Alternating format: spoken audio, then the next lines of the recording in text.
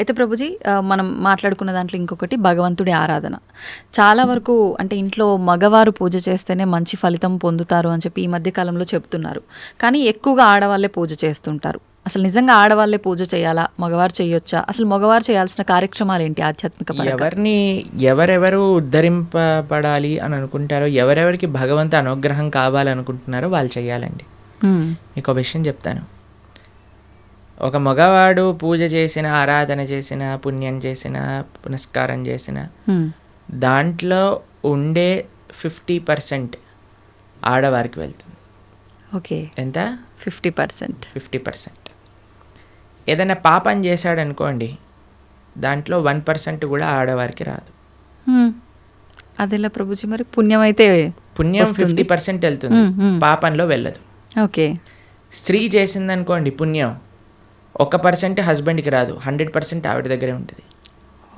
స్త్రీ ఏదైనా పాపం చేసిందనుకోండి, దాంట్లో 50% హస్బెండ్కి వెళ్తుంది. ఇది ఒక బంపర్ ఆఫర్ అనమాట, మన శాస్త్రాలు ఇచ్చింది. బాగుందా మీకు? బాగా అనిపిస్తున్నట్టుంది మీకు. శ్రీ ప్రభుపాదుల వారు ఒక దగ్గర ప్రస్తావన చేస్తారు, everybody has to fly their own plane అంటారు. మనకి అంబరీష మహారాజు గారి వృత్తాంతంలో వస్తుంది.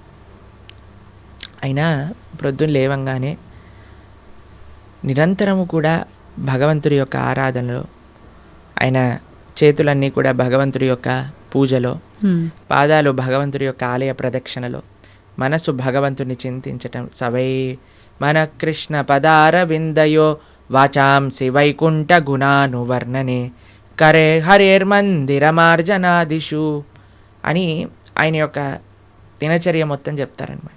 ఇక్కడ వారి భార్య ఆరాధనకి నీళ్లు తెచ్చి తేవడానికి హెల్ప్ చేసినా సరే ఆయన అనేవారట, నా పూజ నేను చేసుకుంటాను, మళ్ళీ నీ పూజ నువ్వు చేసుకో. ఆయన అన్ని సదుపాయాలు సమకూర్చుకొని, ఎందుకంటే చూడండి, భగవంతుడితో మనకుండే రిలేషన్షిప్ ఎక్స్ట్రీమ్లీ పర్సనల్ అండి. స్వామి మన తండ్రి, స్వామి మన తల్లి. ఇప్పుడు చూడండి, మీకు ఒక విషయం చెప్తాను. మన ఇంట్లో ఎవరిదైనా పుట్టినరోజు ఉందనుకోండి, మనం ఏం చేస్తాం? ఒకసారి మాకు ఈ సంఘటన ఎదురైందనమాట. నేను మా తమ్ముడు కలిసి మా అమ్మగారికి గిఫ్ట్ ఇవ్వాలి అంటే, మా తమ్ముడు అన్నారు, నువ్వు నీ గిఫ్ట్ ఇవ్వు, నేను నా గిఫ్ట్ ఇస్తాను. ఎందుకంటే అమ్మకి నీ గిఫ్ట్ వేరే, నా గిఫ్ట్ వేరే. ఎందుకంటే మన ఇద్దరికి అమ్మ కదా, కాబట్టి అమ్మతో నాకుండే రిలేషన్షిప్ ఒకటి, మా తమ్ముడికి ఉండే రిలేషన్షిప్ ఒకటి, అంతేనా? అయితే మేమిద్దరం అనుకున్నాం, సరే నేను నాకు తోచింది, నాకు ఇష్టం ఉన్నట్టుగా నేను చాలా బాగా పెయింటింగ్ చేసేవాడిని అనమాట, డ్రాయింగ్ చేసేవాళ్ళం అనమాట. అయితే నేను ఇచ్చేస్తాను, నేను ఏదో ఒకటి స్కెచ్ చేసిస్తాను అంటే, మా తమ్ముడు అన్నాడు, నేను ఏదో ఒకటి తయారు చేస్తాను, ఏదో ఒక బొమ్మ లాంటిది ఏదో ఒకటి తయారు చేస్తాను, ఇస్తాము అని ఇద్దరం వేరు వేరు చేసి ఇచ్చామన్నమాట.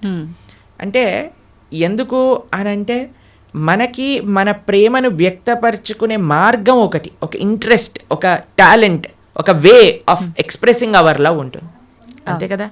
అలానే భగవంతుడితో కూడా ఒక భర్త తన కర్తవ్యం, అరే నేను భగవంతుడి యొక్క మార్గంలో, నాకు భగవంతుడు అవసరము, అందరికీ భగవంతుడు అవసరమే కదండి. ఆయన అందరికీ తండ్రి, తల్లి, పిత, పరమాత్మ అందరికీ ఆయనే.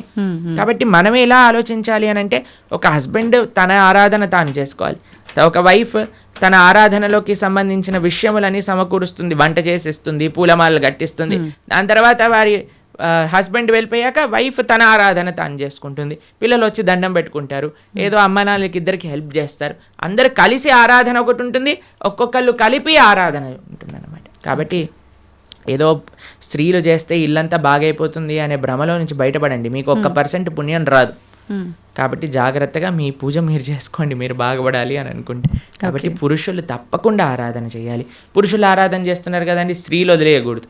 పురుషుడి ఆరాధన పురుషుడికి, స్త్రీ ఆరాధన స్త్రీ, పిల్లల ఆరాధన పిల్లలకి, అందరికి. ఇప్పుడు చూడండి, ఇంటి పెద్ద తింటే మిగతా వాళ్ళందరికీ కడుపు నిండిపోతుందా? లేదు, ఎవరికి వాళ్ళు తినాల్సిందే, అంతే కదండి. మీరు అంటారు కదా, అయ్యా మీరు తినండి, అయ్యా మేము పర్వాలేదు, మీరు తింటే మాకు తిన్నట్టే అని అంటారా? లేదా మీ హస్బెండ్ వచ్చి, అమ్మ నువ్వు తినేసి, నాకేం పర్వాలేదు, నువ్వు తింటే నేను తిన్నట్టే అంటారా? కాదు కదా. ఎవరెవరికి శక్తి కావాలంటే వారు భోజనం చేయాలి. అలానే మనం కూడా, మనకి శక్తి కావాలి, మనకి భగవంతుడి యొక్క కృప కావాలి అంటే మనం భోజనం చేస్తే ఎలా అయితే మనకి శక్తి వస్తుందో, మనము ఆరాధన చేసుకుంటే అలా మనకి భగవంతుడి యొక్క కృప అనేది లభిస్తుంది. ఓకే ప్రభుజీ, చాలామంది ఏదైనా మంచి జరిగినా చెడు జరిగినా నా అదృష్టం బాగాలేదు, నా రాత ఇంతవరకే ఉంది, భగవంతుడు ఇలా రాశాడు అని చెప్పి అంటూ ఉంటారు. నిజంగా అంటే మన చేతిలో ఏం ఉండదా మనం చేసే పనులను బట్టి మన లైఫ్ని డిసైడ్ చేసుకోవడం? భగవంతుడు పుట్టినప్పుడే అవన్నీ డిసైడ్ చేసి ఇలా అని చెప్పి చూస్తాడా? మనకి ఒక సర్కమ్స్టెన్స్ ఇస్తాడండి భగవంతుడు. చాయిస్ ఎప్పుడు మన చేతుల్లోనే ఉంటుంది, మనం ఏం చేయాలి అని. ఫర్ ఎగ్జాంపుల్ మీకు ఒక విషయం చెప్తాను. ఒకరికి ఇల్లు రాసుంది, ఒకళ్ళ ఇల్లు మీకు మీ జీవితంలో కలుగుతుంది అని రాసి ఉంటుందండి. కానీ ఆ ఇంట్లో ఏం చేస్తారనేది మీ చేతుల్లో ఉంది. ఓకే, ఇల్లు వస్తుందనే వరకు మాత్రమే మన చేతుల్లో ఉంది. ఇంట్లో ఏం చేస్తాం, మనం ఒక చక్కటి పూజ చేసుకుంటామా, పునస్కారం చేసుకుంటామా, లేదా 10 మందిని పిలిచి మందు పోసి డాన్స్లు వేస్తామా అనేది మన చేతుల్లో ఉంది. మీరు కానీ మంచి ఆరాధన చేసుకున్నారనుకోండి, ఆ పుణ్యాన్ని బట్టి మీకు నెక్స్ట్ ఏమవుతుందో రాసింది. లేదు మనం తప్పు చేసామనుకోండి, ఆ తప్పు బట్టి నెక్స్ట్ కర్మ ఏర్పడుతుంది అనమాట. What is return is what you will get. మనకేం వస్తుంది అని, దాంతో మనం ఏం చేస్తాము అనేది రాసలేదు. అది మనకు వదిలేశాడు భగవంతుడు. మన విచక్షణతో మంచి మనస్సుతో మనం దాన్ని ఆచరణ చేయాలి. అంటే మన చేతిలో ఉన్నట్టే 100% మన చేతుల్లో ఉంది.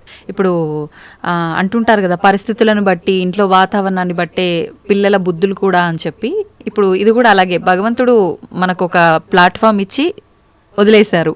ఎలా అనేది మన చేతుల్లోనే ఉంది. ఇప్పుడు మీకు ఒక ఫోన్ ఇచ్చారనుకోండి, ఫోన్ ఇచ్చారు, ఫోన్తో మీరు ఏం చేయొచ్చు అనేది మీ చేతుల్లో ఉంది. ఒకళ్ళు ప్రవచనమైనా అయినచ్చు, లేదా పిచ్చి పిచ్చి సీరియళ్ళు సినిమాలైనా చూడొచ్చు. ఫోన్ రావటం మన చేతుల్లో ఉంది. దాంతో ఏం చెయ్యాలి మీ చేతుల్లో. ఇప్పుడు మీరేం చేస్తారు, పిల్లల్ని స్కూల్లో వేస్తారు, మంచి స్కూల్ చూస్తారు. అరే ఈ పిల్లలు మంచి చదువుకోవాలి, మంచి స్కూల్లో చదువుకుంటే వాళ్ళు మంచి మార్గంలోకి వెళ్తారు. కష్టమైనా ఏదైనా సరే, కష్టపడైనా సరే వాళ్ళకి మంచి స్కూల్లో జాయిన్ చేస్తారు. మంచి స్కూల్లో జాయిన్ చేశాక వాడు చదువుతాడా లేదా అనేది ఎవరిపైన నిర్ధారణ పడి ఉంటుందండి? వాళ్ళపైన. ఒక స్కూల్లో ఒక టీచర్ 10 మందికి ఒకటే రాగంగా చదువు చెప్తుంది, కానీ ఒక్కొక్కరు ఒక్కొక్క విధానంగా చూసుకుంటారు. ఎందుకు? వాళ్ళ శ్రద్ధ బట్టి. ఓకే, అలానే మన జీవితంలో కూడా ఏమీ నీ దగ్గరకు వస్తుంది అనేది రాసి ఉంటుంది, దాన్ని ఎలా యూజ్ చేస్తావు అనేది నీ చేతుల్లో ఉంది. ఓకే ప్రభుజీ, అంటే దీని ఆధారంగా తీసుకుంటే అంతా మంచిగా ఎక్కువ డివోషనల్ సైడ్ ఉండి అన్ని మంచి పనులు చేసి న్యాయంగా ఉన్న వాళ్ళు కూడా చాలామంది ఇబ్బందులు పడుతున్న వాళ్ళని కూడా చూస్తున్నాం కదా. మరి భగవంతుడు అలాంటి వాళ్ళకి ఎందుకు సపోర్ట్ చేయడంటారు? మీకు ఒక విషయం చెప్తాను, చాలా జాగ్రత్తగా ఆలోచించవలసిన విషయం. నిజంగా ధార్మికంగా, నిజంగా ఆధ్యాత్మికంగా ఉంటే వాడెప్పుడు నాకు ఇబ్బంది వచ్చిందని అన్నాడు. మీకు ఒక విషయం చెప్తాను. మా అమ్మమ్మ ఆవిడ పెద్దజీయర్ స్వామి వారి యొక్క శిష్యులు అనమాట. అయితే చాలా వృద్ధురాలు, 85 years దాటిపోయి ఉంటుంది. నడిచేటప్పుడు ఇలా వంగిపోయి నడుస్తారనమాట, మొత్తం ఇలా కిందికే చూస్తారు ఆల్మోస్ట్గా. చాలా ఆరోగ్యం అస్సలు బాగుండదన్నమాట. అయితే మాకు ఒకసారి ఫోన్ చేశారు. ఫోన్ చేశాక ఆవిడ రోజు ఒక 6-7 గంటలు భగవన్ నామ స్మరణ చేస్తారు. విష్ణు సహస్రనామం రోజు 2 పూటలు చదువుకుంటారు. గీతా పారాయణ చేస్తారు, అన్నీ చేస్తారు. ఒకసారి నాకు ఫోన్ చేశారు, ఆ అమ్మమ్మ యొక్క ఆరోగ్యం అస్సలు బాగాలేదు, ఫోన్ చేసి ఆవిడ యొక్క ఆరోగ్యం బాగా అవ్వాలి, భగవంతుడికి ప్రార్థన చేస్తున్నానని చెప్పు అని అన్నారనమాట. అస్సలు అంటే అస్సలు బాగాలేదండి ఆరోగ్యం. అప్పుడు మేము ఫోన్ చేశాం. ఫోన్ చేసి మీకోసం ప్రార్థన చేస్తామండి, మీ ఆరోగ్యం బాగా అవ్వాలి అని అంటే ఆవిడ అన్నారు, ఆరోగ్యం కోసం ప్రార్థన చేయాల్సిన అవసరం లేదు, ఈ ఆరోగ్యంలో తక్కువ ఎక్కువ అవుతూనే ఉంటుంది. నేను భగవంతుని ఎల్లప్పుడూ గుర్తుపెట్టుకోవాలి, మా ఆచార్యులు చెప్పిన విషయాలన్నీ మాకు గుర్తుండాలి, చనిపోయే చిట్ట చివరి క్షణంలో ఆ స్వామి యొక్క ఆ స్మరణ నాకు రావాలి అని దండం పెట్టుకో, ఆరోగ్యం గురించి దండం పెట్టుకోవాల్సిన అవసరం లేదు అని చెప్పి. నిజంగా ధార్మికమైన చింతన ఎవరికైనా ఉందనుకోండి, వారు ఎప్పుడూ కూడా నాకు వచ్చే కష్టం అని అనుకోరండి. వచ్చే ఒకటే కష్టం ఏంటో తెలుసా అండి, భగవంతుణ్ణి విస్మరించటమే నిజమైన కష్టం జీవుడికి. అది లేనప్పుడు ఏ కష్టంలోనైనా సరే భగవంతుడు కుంతిమారని ఏమంటుందో తెలుసా అండి, అయ్యా నాకు ఇంకా కష్టాలు ఇవ్వు కృష్ణ అంటుంది. ఎందుకో తెలుసా, కష్టాలు ఇచ్చినప్పుడు నిన్ను గుర్తొస్తున్నారు, మాకు సుఖాలు వచ్చాయనుకో నిన్ను మర్చిపోతాం. కాబట్టి ధార్మిక చింతన ఉన్న ఏ వ్యక్తి కూడా కష్టం వచ్చింది అని అనుకోడు, ప్రతి ఒక్కటి భగవత్ ప్రసాదంగా స్వీకరిస్తారు. ఓకే, అది ముఖ్యమైనది. నాకు ఎంతోమంది, మీకు ఒక విషయం చెప్తాను, శ్రీల కదంబకానన స్వామి అని మా ఇస్కాన్లో ఒక స్వామీజీ ఉంటారనమాట. Okay. ఆయనకి 4th స్టేజ్ క్యాన్సర్. ఈరోజు టెస్ట్కి వెళ్ళారు, తెలిసిపోయింది, రేపు అడ్మిట్ అవ్వాలి డాక్టర్ అని చెప్పారు. మీరు ట్రీట్మెంట్లో ఉన్నారనుకోండి, 1 year మీరు హాస్పిటల్లో ఉండండి, మేము మీకు ట్రీట్మెంట్ చేస్తాం, ఒక 2-3 సంవత్సరాలు బ్రతుకుతారు మీరు అన్నారు. ఆయన అన్నారు, భగవంతుడు ఇచ్చిన జన్మ నాకు, దీన్ని భగవంతుడి యొక్క సేవలో వినియోగించుకోవాలి. 2-3 సంవత్సరాలు ఎక్స్ట్రా బ్రతకడం వల్ల ఏం చేసేది లేదు, కాబట్టి నేను బృందావనానికి వెళ్ళిపోతాను అని అన్నీ వదిలేసి బృందావనానికి వచ్చేసారు. సంవత్సరం పాటు అక్కడ పూర్తిగా తెలుసు ఆయనకు, ఒక్కొక్క రోజులో నా రోజు అయిపోతుంది, ఇంకా డాక్టర్స్ చెప్తున్నారు ఇంకా 10 రోజులు, ఇంకా 2 రోజులు, ఇంకొక రోజు మాత్రమే. బిందాస్గా కూర్చొని చేర్పైన వాళ్ళ శిష్యులందరికీ కూడా ఉపదేశం చేసి, కీర్తన చేస్తూ, భగవన్నామస్మరణ చేస్తూ, విగ్రహాలు ముందే పెట్టుకొని రోజు ఆరాధన చేస్తూ, చిట్ట చివరి రోజు కూడా నవ్వుతూ బ్రహ్మాండంగా ఆనందంగా ఆ మృత్యు యొక్క ఒడిలోకి, అంటే భగవద్భక్తులకు మృత్యు రాదండి, శ్రీకృష్ణ పరమాత్మ డైరెక్ట్గా వస్తారనమాట. కాబట్టి కష్టం ఏమి కష్టం కాదండి ఈ ప్రపంచంలో. కష్టం వచ్చినా సరే అది మనం పూర్వజన్మ చేసుకున్న ఫలము. ఇప్పుడు మీరు ఆయన మంచోడు అని అంటున్నారు అంటే, లేదా మంచి చేస్తున్నారు అనుకుంటున్నారు, ఇంతకు ముందు ఏం చేశామో మీరు చూసారా? లేదు. మనం ఇంతకు ముందు జన్మలో ఏం చేసుకున్నామో మనకు తెలియదు కదా. కాబట్టి కష్టం వస్తుంది అని అంటే అకారణంగా కష్టం ఎందుకు ఇస్తాడండి? భగవంతుడికి ఏం పని లేదా? ఆయన ఇక్కడ ఉన్నారు కదా హైదరాబాద్లో మూసాపేటలో, ఆయన కష్టం ఇవ్వండి కొద్దిగా చూద్దాం ఎలా బాధపడతాడో అని ఆయన ఏమన్నా పైన వైకుంఠం నుంచి ఆ పని చేస్తున్నారు చెప్పండి? లేదు. ఆయన ఎందుకు అంటాడండి ఎవరికైనా కష్టం తెప్పించాలి అని భగవంతుడు ఎందుకు అనుకుంటాడు చెప్పండి? ఇప్పుడు మీరు చూడండి, చిన్నపిల్లలు ఇప్పుడు నేను బాగా అల్లరి చేశారనుకోండి, రూమ్లో వేసేస్తారు, వేసేసి లాక్ పెట్టేసి ఏడుస్తారనమాట పిల్లలందరూ చాలా. అమ్మాయి ఏమన్నా కావాల్సుకొని, రే మా పిల్లవాడు బాగా ఏడుస్తున్నాడు అని ఆనందపడుతుందా అండి? ఎందుకు వేసింది రూమ్లో? తెలుసుకోవాలని, అల్లరి మానేయాలి, మంచిగా ఉండాలి బుద్ధిగా, అంతే కదండి. అమ్మ ఒక కొట్టినా, ఒక మాట అన్నదా, తిట్టినా, రూమ్లో వేసినా, దేనికైనా సరే ఒక పనిష్మెంట్ ఎందుకు వస్తుంది? ఎందుకంటే మారి మంచి విషయములు తెలుసుకొని ముందుకెళ్తారేమో. భగవంతుడు కూడా మనకి ఏదన్నా ఇచ్చాడు అని అంటే, ఒక కష్టం ఇచ్చాడు అని అంటే, ఆ కష్టం నుంచి ఏం నేర్చుకోవాలి? Failures are stepping stones for success అని అంటారు. ఒక నష్టం జరిగినా, ఒక ఏదైనా సరే, అరే మనం ఇంకా ఇంకా ఇంకా భగవన్ నామస్మరణ ఎలా చేసుకోవాలి, భగవంతుడికి దగ్గరికి ఎలా అవ్వాలి. ఇప్పుడు మీకు ఒక విషయం చెప్తానండి. బృందావనంలో లాస్ట్ ఇయర్ మేము ఆ వీడియో చూస్తున్నాం అనమాట. యమునా నది మొత్తం పొంగిపోయి బృందావనం మొత్తం కూడా మునిగిపోయిందనమాట.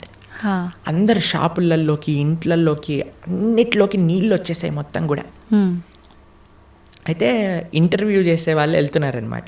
వెళ్తూ టీవీ ఛానల్లో వాళ్ళు, ఏమనిపిస్తుందండి మీకు, ఏమనిపిస్తుందండి అంటే, ఓ బహుత్ మజా ఆ రహా హై, యమునా మహారాణి హమారే ఘర్ మే ఆ గయి హై అని ఆరతులు ఇస్తున్నారనమాట.